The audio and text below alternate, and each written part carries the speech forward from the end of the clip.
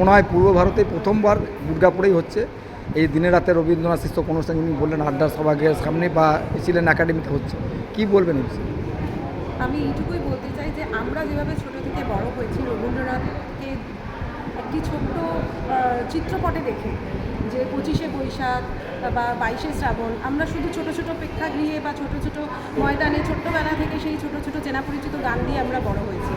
এবার আমরা চাইছি যে আমাদের যে পরবর্তী প্রজন্ম যারা টেকনোলজিক্যালি প্রচণ্ড এগিয়ে গেছে, কিন্তু রবীন্দ্রনাথ কী সেইটা কিন্তু অনেক বাবা মা তাদের কাছে এখনও অবধি পৌঁছে দিতে পারেনি।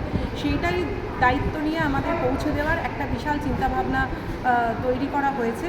দেখা যাক আমরা কতটুকু এগোতে পারি, এবং সেটা একটা বিশাল ছাতের নিচে, যে আমার বান্ধবী বললেন রূপা চ্যাটার্জি, যে বহু গুণীমানী ব্যক্তির সান্নিধ্যে এসে আমরা পরবর্তী প্রজন্মকে যে রবীন্দ্রনাথ কী এবং তার প্রতিটা পদে পদে, প্রতিটা মুহূর্তে, প্রতিটা পদক্ষেপে, তার প্রতিটা লেখনীতে, প্রতিটা গানে যে আমাদের জীবনটা ওতপ্রোতভাবে জড়িত, সেইটুকুই আমরা চেষ্টা করব পরবর্তী প্রজন্মকে দিতে।